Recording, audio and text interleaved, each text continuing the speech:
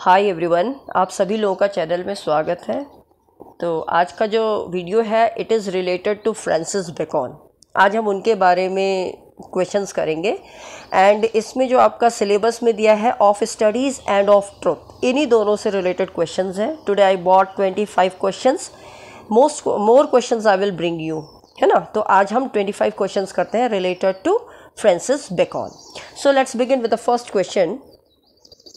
पहला क्वेश्चन है, who is known as the father of empiricism. Empiricism, actually empiricism किसे कहते हैं?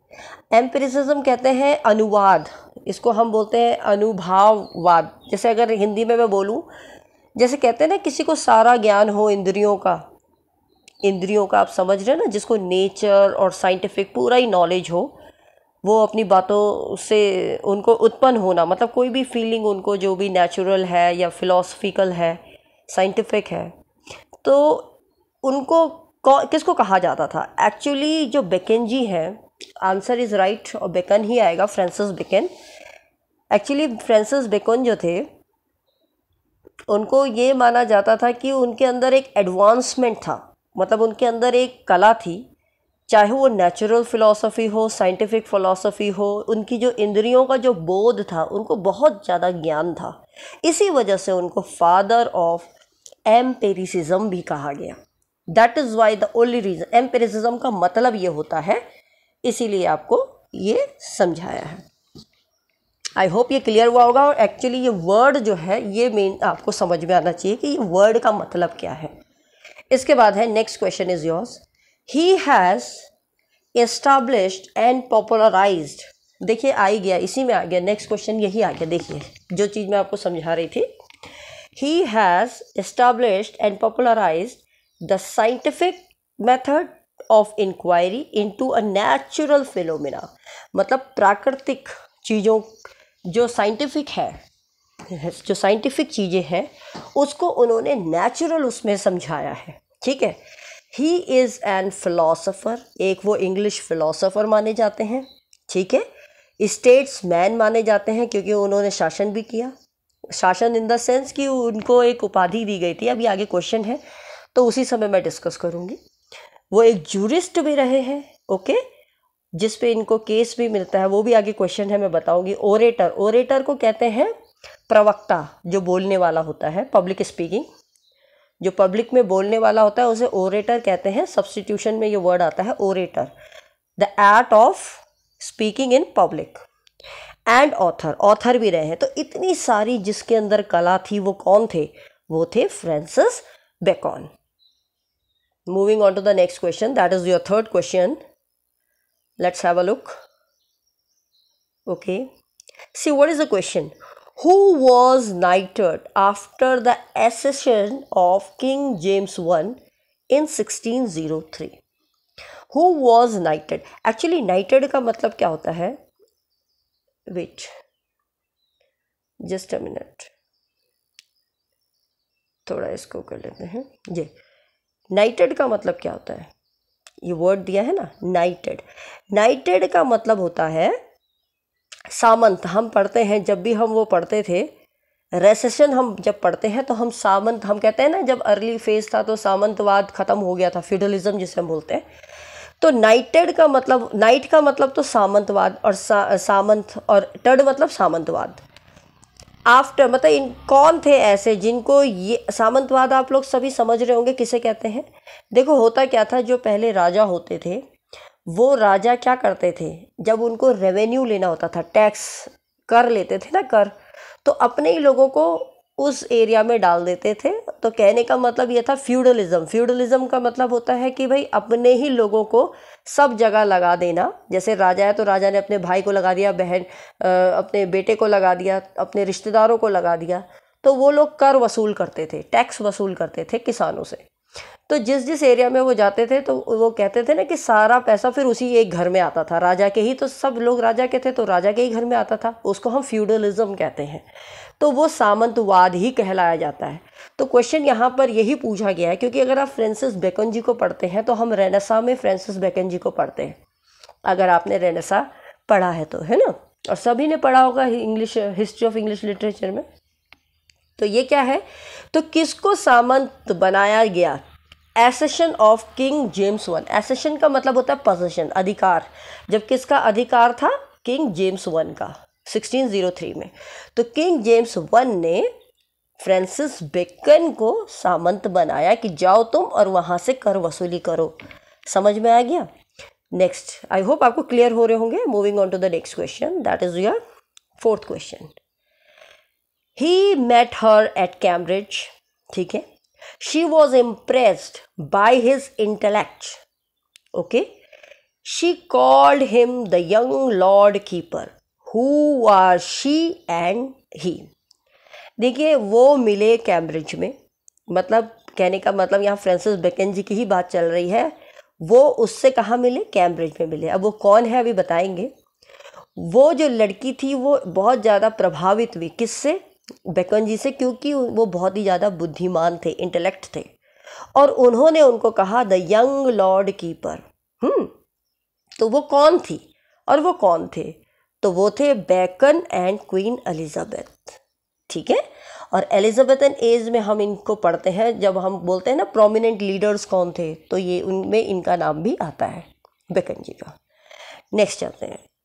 बेकन बिलोंग्स टू, अभी मैंने ऊपर बता ही दिया, एलिजाबेथ। तो एलिजाबेथन एज में ही बेकन जी बिलोंग करते थे। ये क्वेश्चन आने वाले क्वेश्चन है सब एग्जाम पॉइंट ऑफ व्यू से, तो इनको आप मिस मत कीजिए, जरूर इनको रिकॉल करते रहिए, और भी क्वेश्चंस आगे आते रहेंगे। नेक्स्ट है, who was elected MP. MP तो आप जानते हैं ना, member of parliament, for Bossiney, Cornwall in.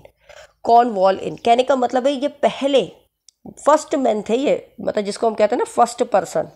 Bacon ji first man के नाम से आते थे। इनको वहाँ मेंबर ऑफ पार्लियामेंट में भी रखा गया था, और उनका जो पीरियड था दैट वाज अबाउट, इन्होंने ईयर नहीं दिया है, ईयर भी यहाँ लिख लीजिए, 1581 में ये बोल रहा है, यहाँ लिख लीजिए, मिस है ये, 1581 ईयर आएगा। तो जो शासन किया था तो वो शासन कब किया था? 1581 से, इसको देख लीजिए, 1581 से लेकर 1584 तक का पीरियड कहलाया जाता है, 1584। तो इसको याद रखिएगा, 1581 से 1584 का जो पीरियड था वहाँ पर मेंबर ऑफ बोसनी ये रहे, और एज अ पहले मेंबर रहे, फर्स्ट मेंबर। दो होते थे, फर्स्ट एंड सेकंड, तो ये पहले मेंबर थे। तो कौन थे ये? Of course he was Francis Bacon, क्योंकि हम उन्हीं के ऊपर पढ़ रहे हैं, ठीक है। This is your right answer. Moving on to the 7th question. 23 separate counts of corruption, 23 separate counts of corruption were leveled against। अब ये 23 separate counts क्या था? एक्चुअली ये एलिगेशन लगाया गया था। ये एलिगेशन तो आप जानते हैं ना, किसी पे आरोप लगाना। तो बेकन जी के ही लिए ये आरोप लगा था कि ये ब्राइबरी लेते थे, मतलब ये माना गया कि इन्होंने रिश्वत खाई है, ठीक है। तो ये रिश्वत की वजह से इनको बहुत ज़्यादा बदनामी भी हुई, और इनको क्या करना पड़ा, जो जिसमें ये, क्योंकि अभी आगे हमने पढ़ा था वो एज अ ज्यूरिस्ट भी रहे हैं, ठीक है। अभी हमने आगे क्वेश्चन पढ़ा था ना जिसमें हमने बोला ही वॉज ज्यूरिस्ट, स्टेट्समैन भी हमने बोला। तो वहाँ पर इनको जब उपाधि दी गई थी तो उस समय ये कहा गया कि इन्होंने बहुत ज़्यादा क्या करी है, रिश्वत खाई है। तो रिश्वत मतलब पब्लिक डीलिंग का काम किया इन्होंने। तो इसी वजह से जब इन पे केस लगता है, ये ब्राइबरी का केस लगता है, तो ये पब्लिक ऑफिस को छोड़ देते हैं, ठीक है, शर्म से छोड़ देते हैं, क्योंकि इन्हें बहुत ज़्यादा दुख होता है। तो ये बेकन जी थे जिनके ऊपर ये केस फाइल किया गया था। नेक्स्ट क्वेश्चन पे चलते हैं। नेक्स्ट है आपका 8th question. See what is there, who was, ठीक है, the lifelong enemy of bacon.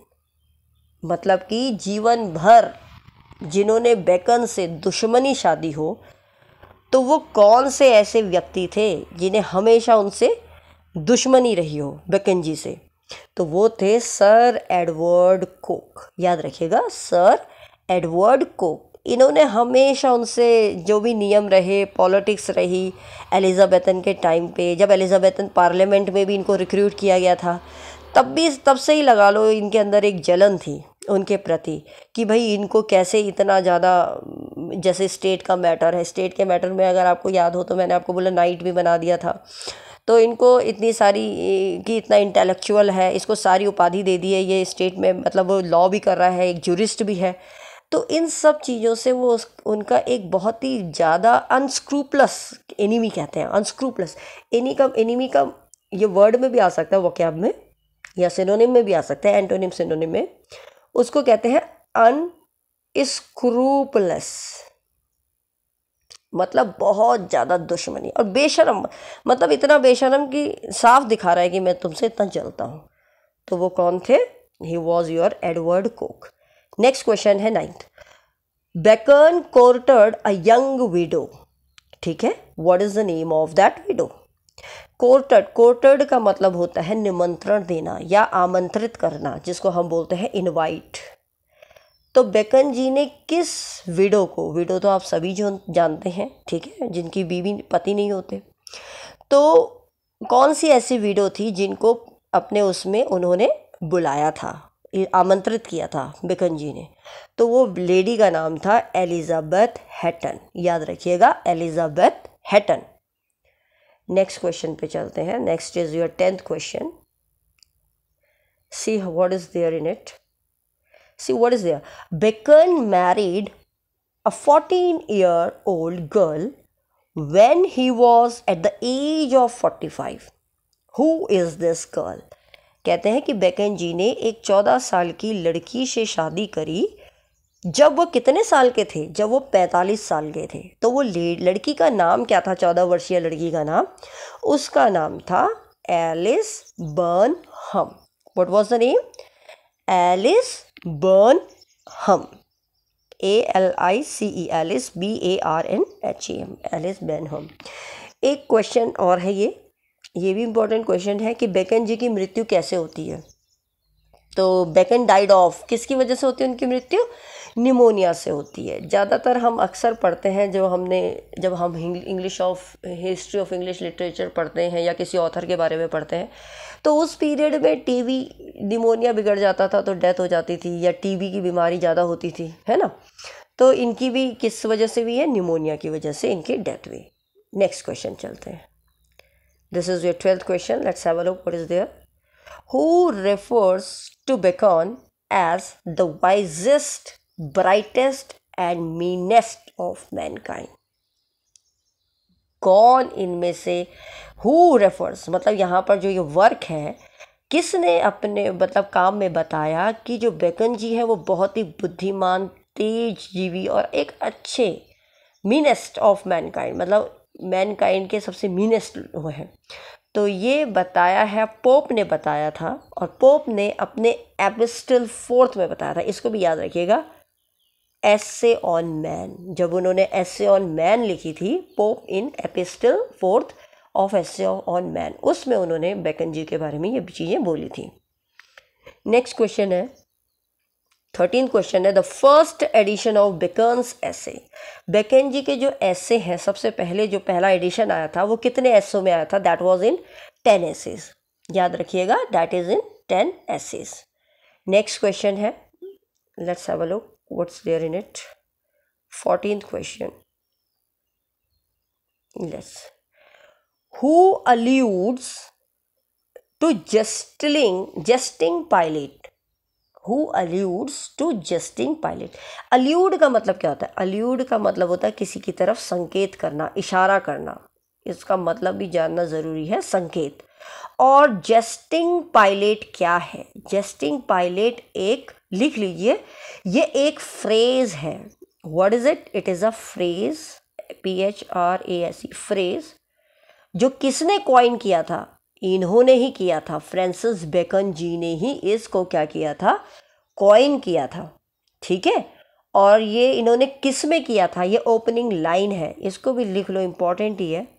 ये इनका फ्रेज था बेकन जी का, और इन्होंने इसको कॉइन किया, और इन्होंने कॉइन किया था इन द ओपनिंग लाइन, लिख लीजिए, in the opening line of truth. Of truth जो इनका काम है, क्योंकि हमारे कोर्स में यही दिया हुआ है LT उत्तराखंड में, ऑफ स्टडीज ऑफ ट्रुथ। तो ऑफ ट्रुथ की ये ओपनिंग लाइन है, ये फ्रेज उन्होंने कॉइन किया था। I hope it's clear to everyone. Let's move on to the next question, that is your 15th question.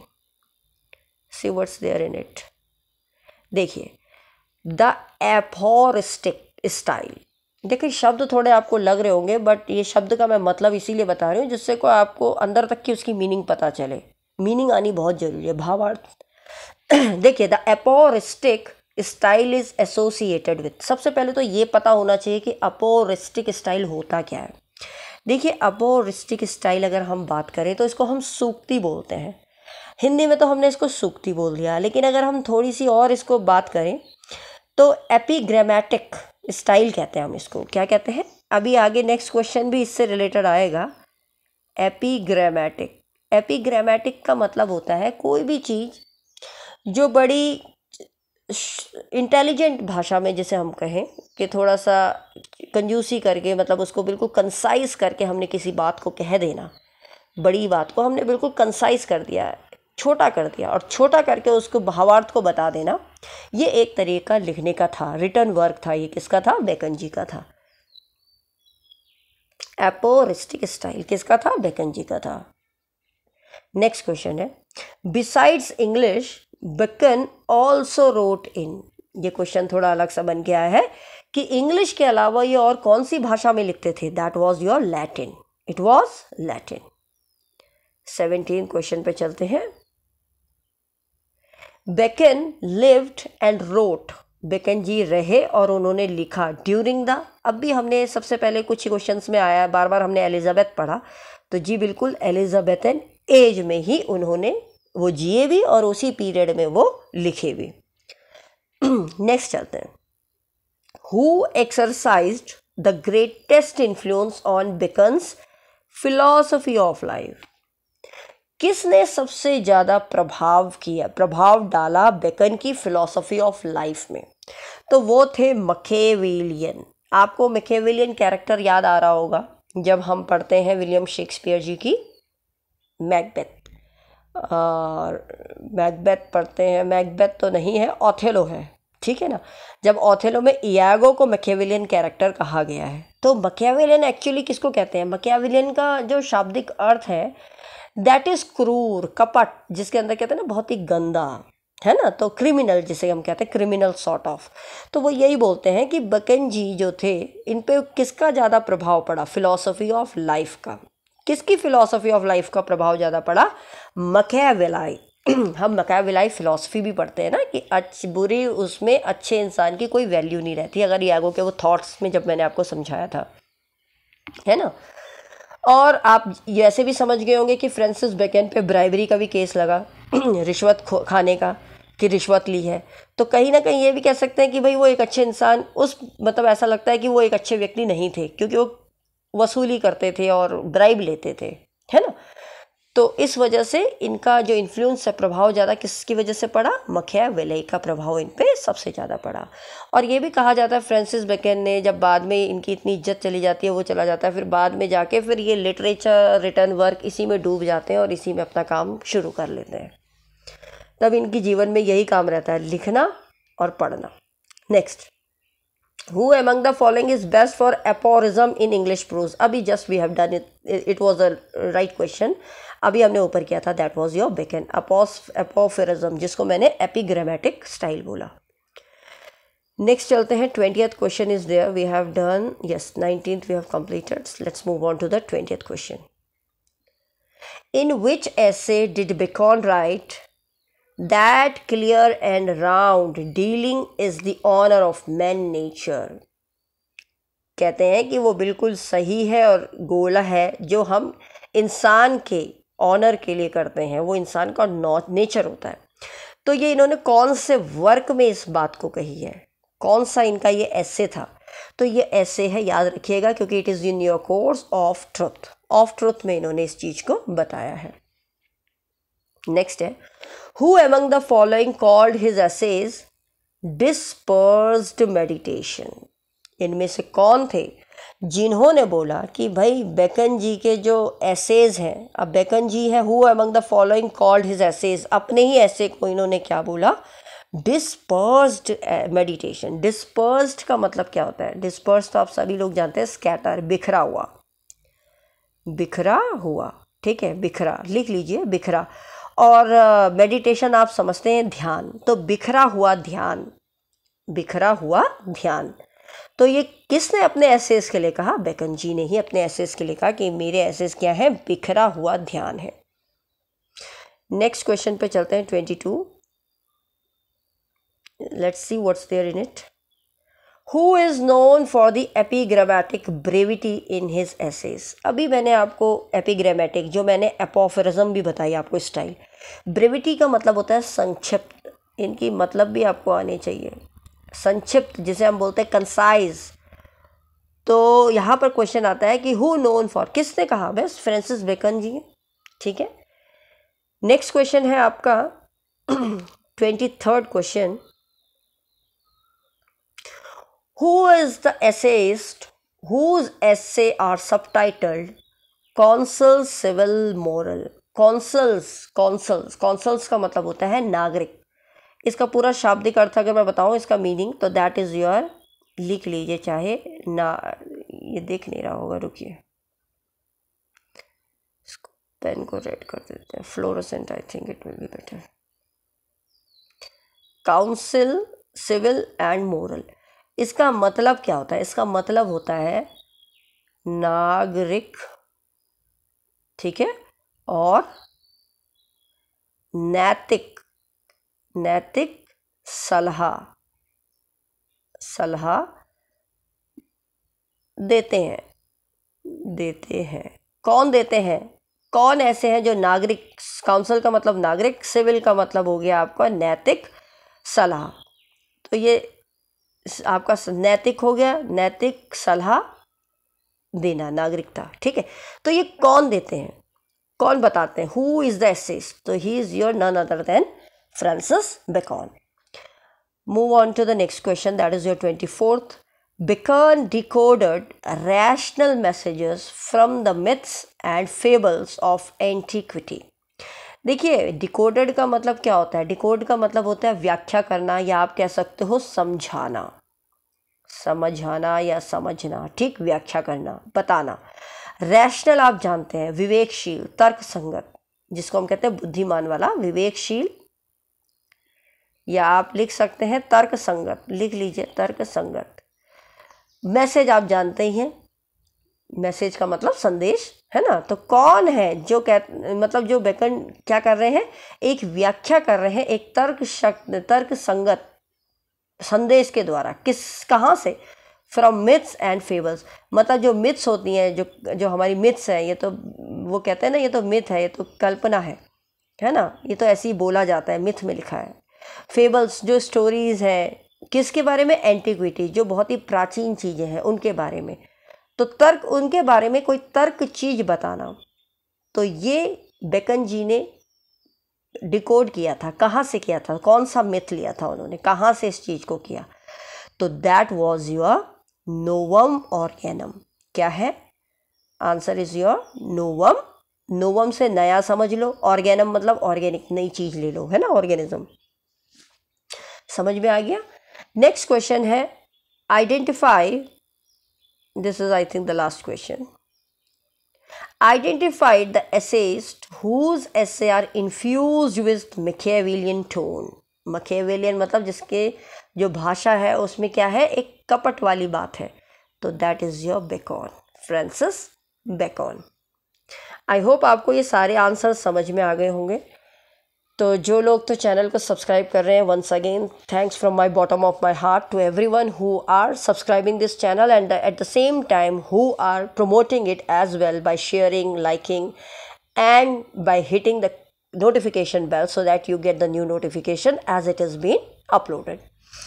And the one who are watching this video, जो लोग इस वीडियो को देख रहे हैं, आपको हेल्पफुल लग रहा है, तो please try to subscribe this channel. मैं बार बार यही बोलूँगी, चैनल को सब्सक्राइब कीजिए, शेयर कीजिए as much as you can do, and like कीजिए और नोटिफिकेशन बेल को ज़रूर हिट कीजिए, जिससे कि जो भी वीडियो अपलोड हो it will be notified to you, है ना। And at the same time जो बच्चे, मैं बार बार नहीं बोलूँगी, if anybody else want to join my class online session, if you want to join online session, 1.5 घंटे की क्लास है, if any one of you interested please let me know. The numbers are mentioned in my thumbnail में number दिया है। जो लोग पढ़ना चाहते हैं तो अभी भी टाइम है, don't waste your time. If you want to study in detail, है ना, डिटेल का मतलब है क्लास पढ़नी है, क्लास नोट्स चाहिए। बाकी MCQ सीरीज़ तो चल ही रही हैं, जिन लोगों ने पढ़ा हुआ है उनको सिर्फ रिवीजन करना है, तो I think the series are sufficient. जो सीरीज़ चल रही हैं आप इसको करते रहिए, है ना। और जिनको सच में नहीं आता है, जिनको अंडरस्टैंडिंग करनी है सब्जेक्ट के बारे में, तो वो लोग क्लास ले सकते हैं। And as I told you before, मैं ऑन ग्रामर की भी क्लासेस स्टार्ट कर रही हूँ। कई लोग, ज़रूरी नहीं है कि मैं आप ही के लिए कहूँ, आपके कोई जान पहचान में हो जो SSC या किसी कंपटीशन की तैयारी कर रहे हैं और उन्हें स्टार्टिंग से ग्रामर सीखना है, बेसिक से, for there in competition, so please message that, आप अपने लोगों को कन्वे कीजिए, मतलब फॉरवर्ड कीजिए। अगर आप कोई भी आपकी जान पहचान का कोई करना चाहता हो तो please share this channel, share this link to those who are interested. Thanks for watching it. We will move on to the next video very soon. Till then, bye. Take care. And wish you happy Navratri.